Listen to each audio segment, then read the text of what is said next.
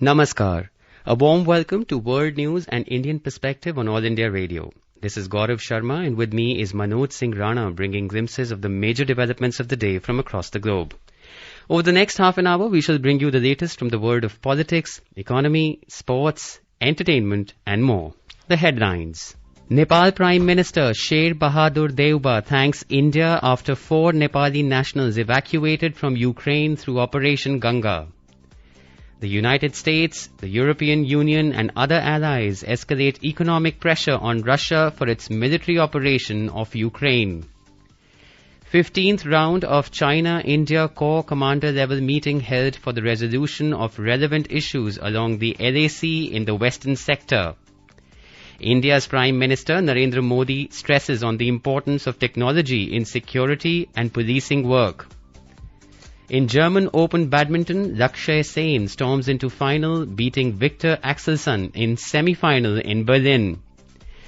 In Women's World Cup, India register a 155-run win over the West Indies in Hamilton. And in men's cricket, India all out for 252 runs in their first innings against Sri Lanka in the second test match at Bengaluru.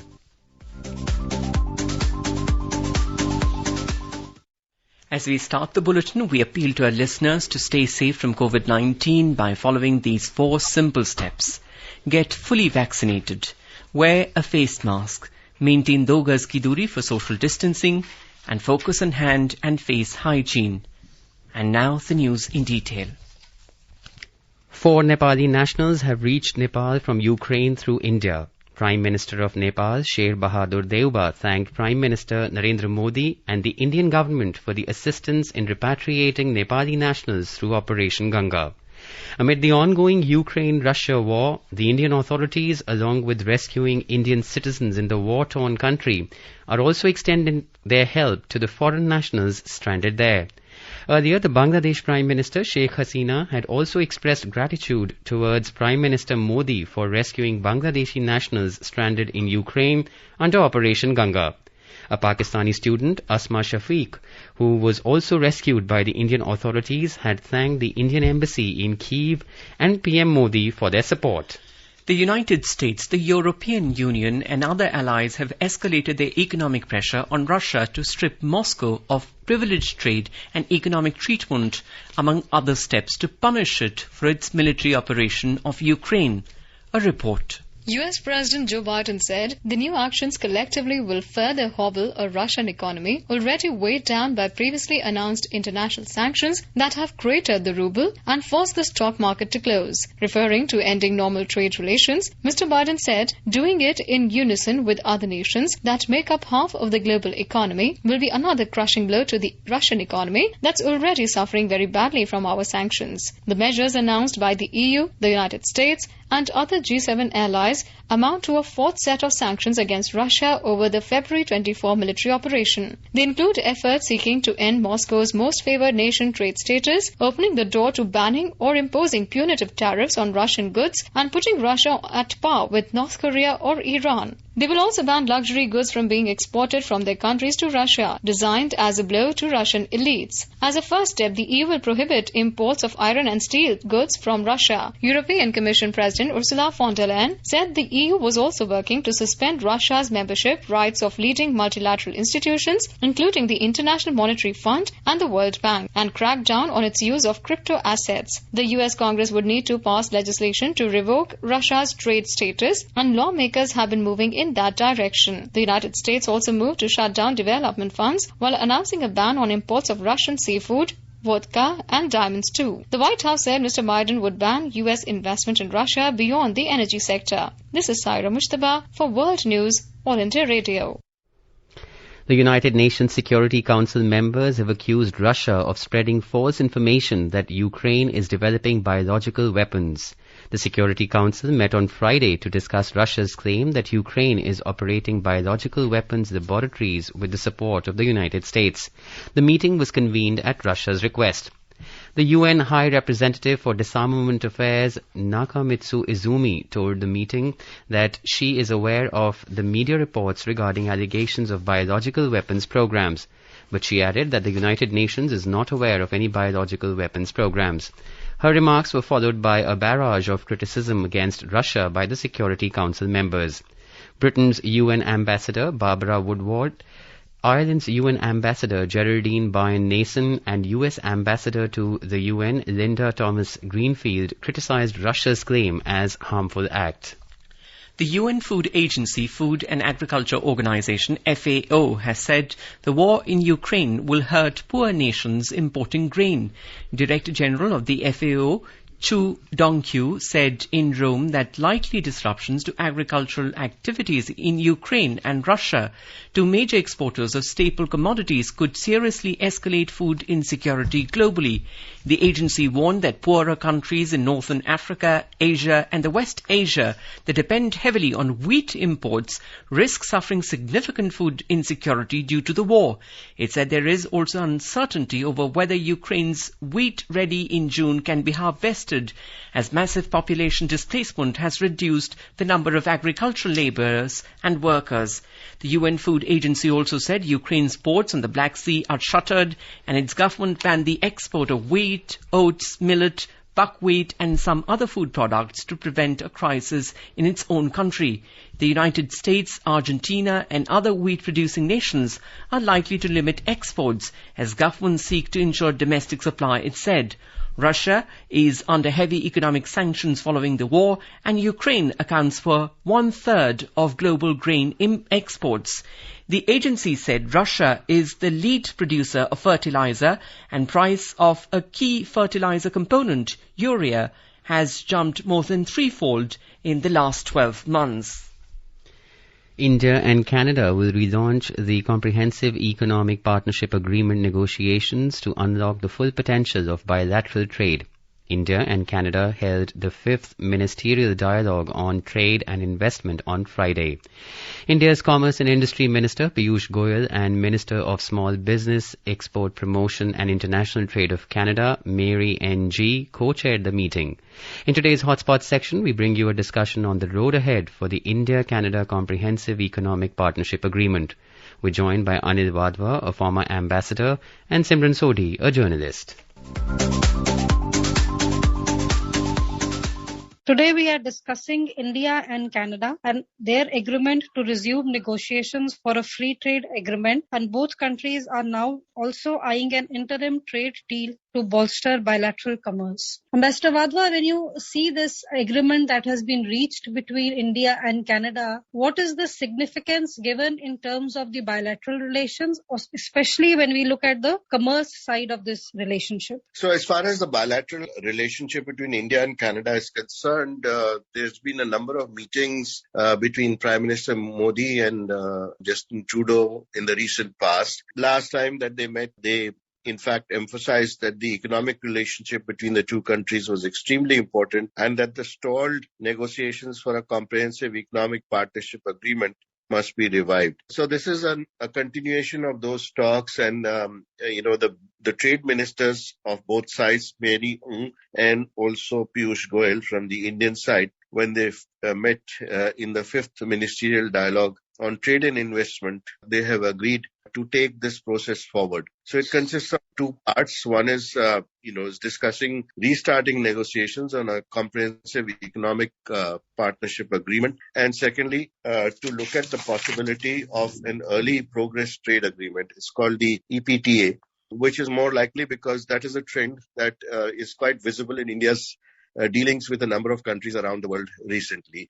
And judging by the range of topics that were discussed, these are all extremely topical for both countries, and it just signifies that both sides are very keen that they should actually clinch the gains of the existing arrangements are there between the two countries. Mr. Wadhwa, we also see that the negotiations which have happened between India and Canada also a part of India's broader strategy to sign balanced trade agreements with key economies and to revamp existing pacts to boost trade. This move also gained traction after New Delhi pulled out of the Beijing-dominated RCEP talks in November 2019. One, do you feel that, when India withdrew from the RCEP, there was a lot of hue and cry, but do you feel that India has been able to make up, and going forward, this has proved to be a good decision that we moved out of RCEP, and now we are going forward with our negotiations, and we are doing these balanced trade agreements, like example, Canada today, and with other key economies.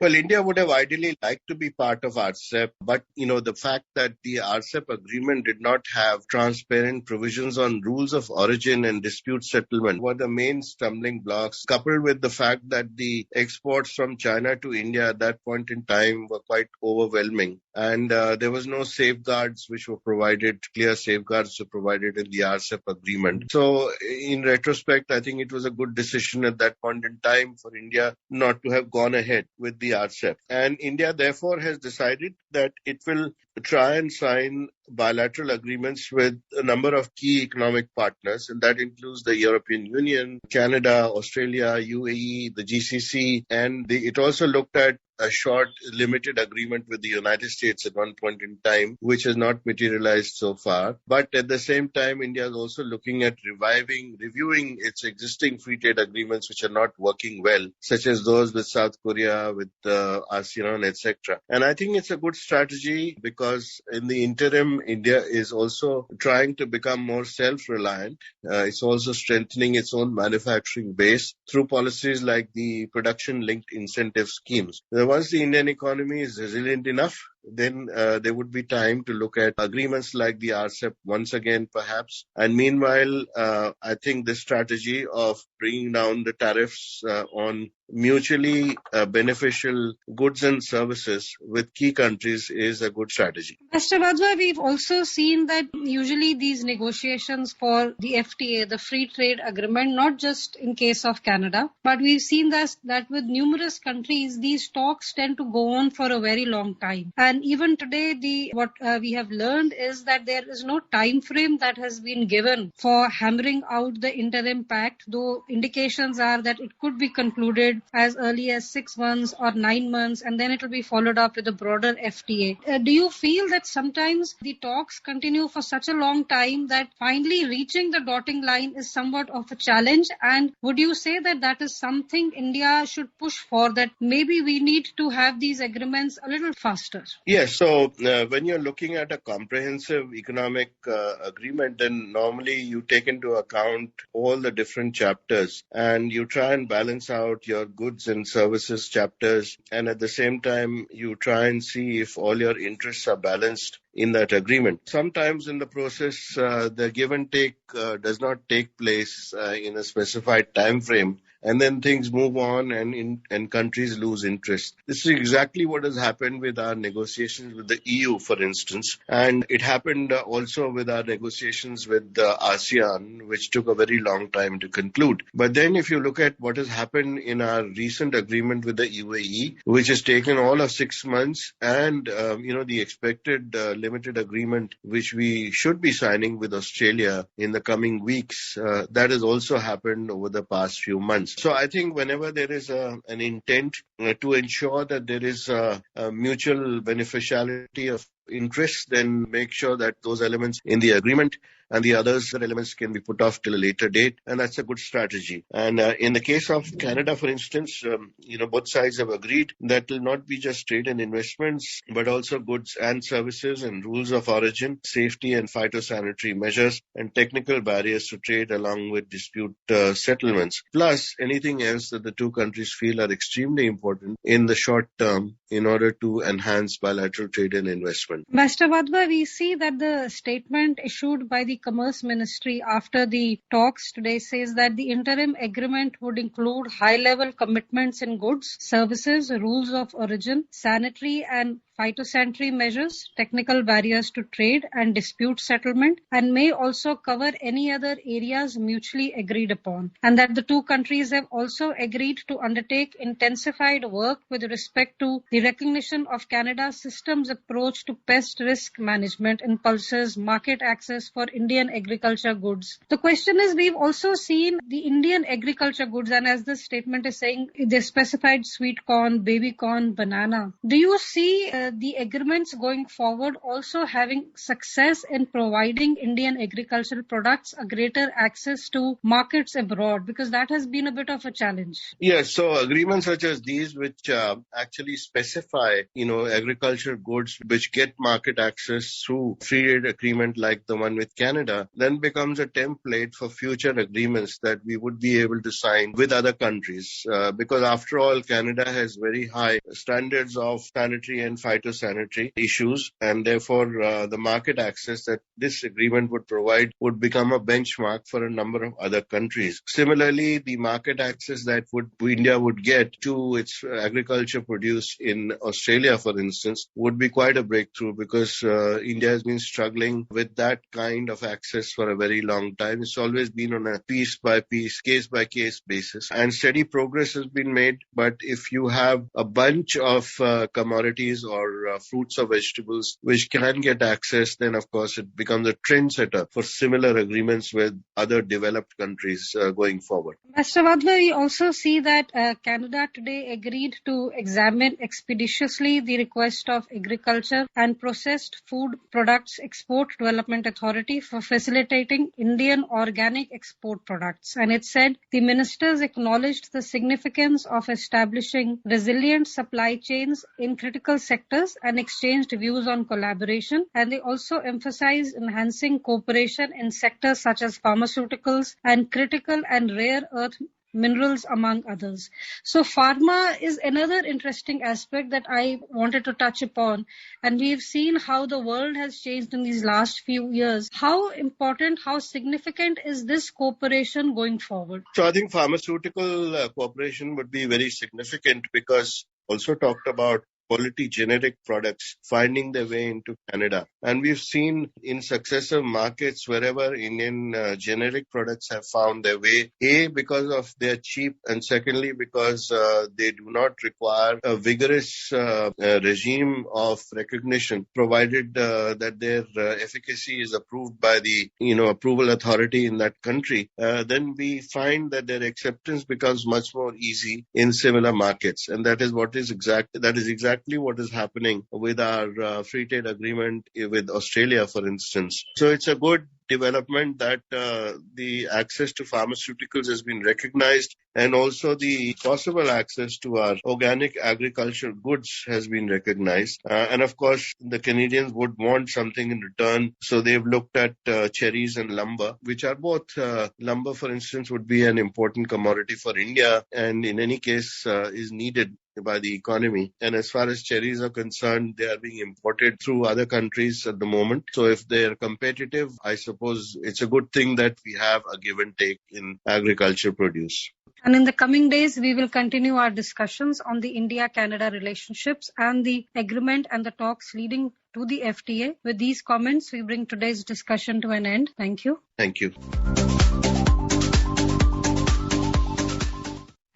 This is All India Radio giving you the world news. For quick news updates around the clock, follow us on Twitter at AIR News Alerts. The 15th round of China-India Corps Commander level meeting was held at the Chushul-Moldo border meeting point on the Indian side on Friday.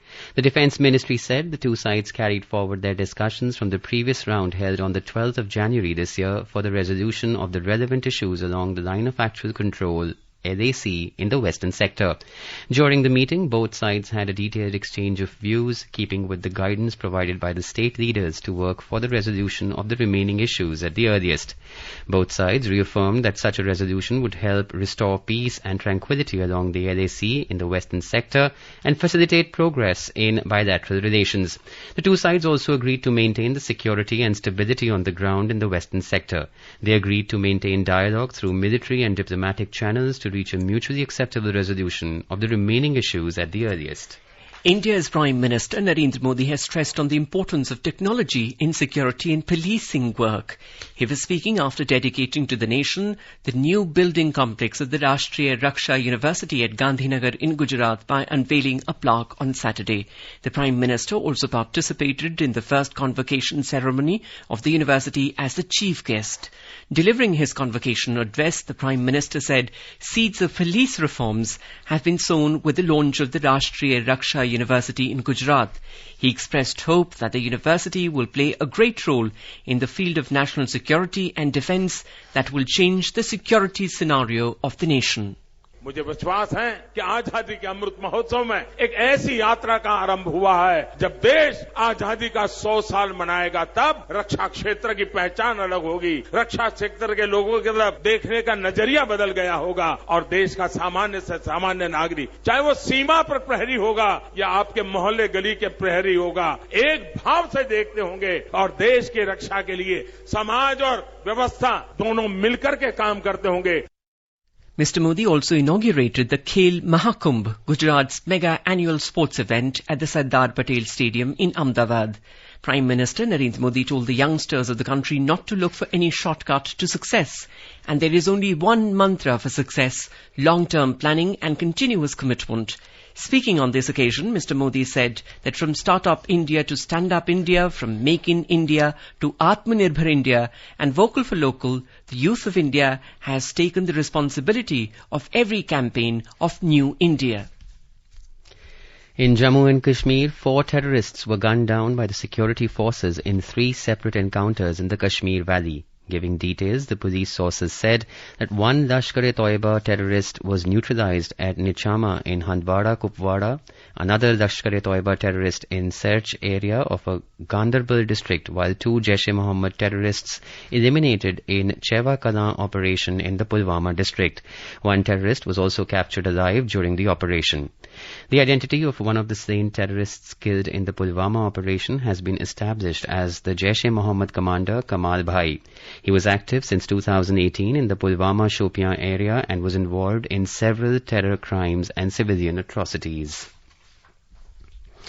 The Bangladesh State Foreign Minister Shahryar Alam has said that the country is fully committed to strengthen BIMSTEC by all possible means.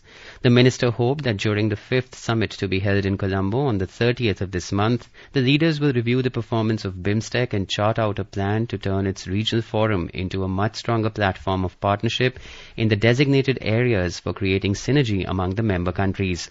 Speaking virtually at a program organized by the South Asian Network on Economic Modeling, SANEM, Shahryar Alam said after 25 years of its establishment, BIMSTEC is expected to get its charter during the 5th summit in Colombo. At least 4 legal instruments are expected to be concluded during the summit, raising the number of essential legal documents to 13. These documents are fundamental to the functioning of the BIMSTEC, said the minister. Speaking about the important issues before the BIMSTEC, Shahryar Alam urged the implementation of the free trade area as a much-needed element of regional cooperation. Indian shuttler Lakshya Sen stormed into the final of the German Open after beating world number 1 Victor Axelsen of Denmark in Berlin a short while ago. Sen defeated the top-seeded Danish shuttler 21-13, 12-21, 22-20 in the men's singles semi-final. Now he will face Thailand's Kun Lanuvat Vithidarsan in the summit clash on Sunday. Unseeded Vithidarsan won his semi-final 21-13, 21-12 against 5th seed Lee Ji Chia of Malaysia.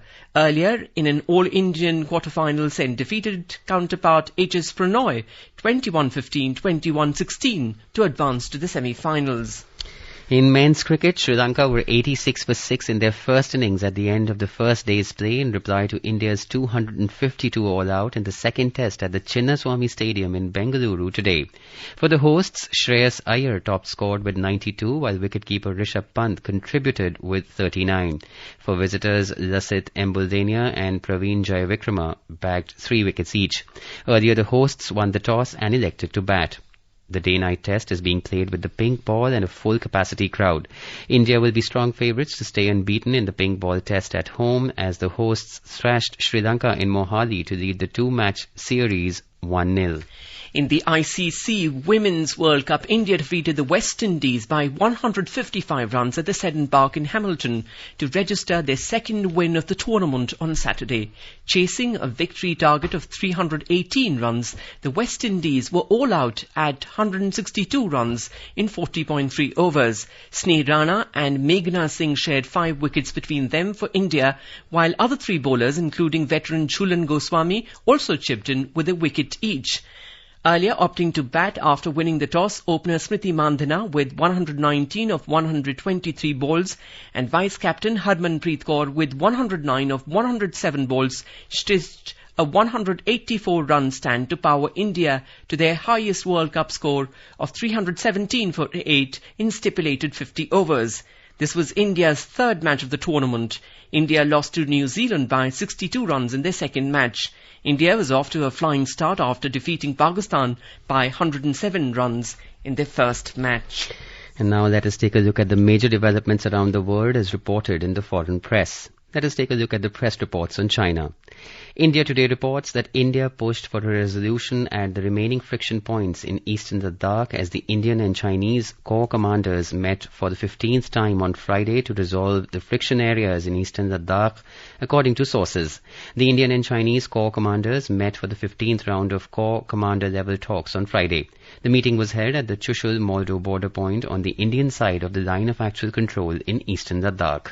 The Times of India writes that India once again asked China to complete the stalled troop disengagement at a friction point in eastern Ladakh, as well as resolve the much bigger face-offs at Depsang and Demchok in a phased manner at top-level military talks on Friday. Nikkei Asia reports Chinese Premier Li Keqiang on Friday called Ukraine crisis disconcerting and urged ceasefire negotiations between Russia and Ukraine, even as he opposed sanctions imposed by the US and the EU on Moscow, stating they will hurt the world economy from recovering amid the COVID-19 pandemic. Voice of America writes Russia's invasion of Ukraine is likely to threaten one of China's most secretive but important relationships in recent years. China has purchased technology for its growing military from Ukraine. Nikkei writes that to no longer depend on geopolitical rivals like the US and Australia for natural gas, China is forging ahead with the new pipeline projects to boost imports from Russia. Preparations for a new pipeline to the Russian island of Sakhalin are in full swing in China's border province of Heilongjiang, despite still frigid temperatures. Evening Standard reports failure to impose meaningful sanctions on China over Hong Kong has led Beijing to believe it has got away with breaking its word, an Australian politician has said. During a visit to London, Australian Senator James Patterson told a think tank event that the UK and the West had not taken strong enough action following the imposition of a restrictive national security law in Hong Kong. Let us take a look at what made the headlines in Nepal. The media has prominently carried the report that Nepal Prime Minister Sher Bahadur Deuba on Saturday expressed gratitude towards Prime Minister Narendra Modi and the Indian government for evacuating 4 Nepali nationals from the war-torn Ukraine under Operation Ganga. Let us have some brief news from Bangladesh. Prime Minister Sheikh Hasina has said that an uninterrupted democratic process for the past 13 years has been behind the unprecedented development of Bangladesh, reports Prothom Alo. She made the remark during the civic reception accorded to her in Abu Dhabi during her official visit to UAE. And before we end, let us take a quick look at the headlines once again. Nepal Prime Minister Sher Bahadur Deuba thanks India after 4 Nepali nationals evacuated from Ukraine through Operation Ganga. The United States, the European Union and all other allies escalate economic pressure on Russia for its military operation of Ukraine. 5th round of China-India Corps Commander level meeting held for the resolution of relevant issues along the LAC in the western sector. India's Prime Minister Narendra Modi stresses on the importance of technology in security and policing work. In German Open badminton, Lakshya Sen storms into final, beating Victor Axelsen in the semi-final in Berlin. In Women's World Cup, India register a 155-run win over the West Indies in Hamilton. And in men's cricket, India all out for 252 runs in their first innings against Sri Lanka in the second test match at Bengaluru. And now, before we end, let us listen to Mahatma Gandhi's favourite bhajan, Vaishnav Jan, by artists from Mauritius on their Independence Day.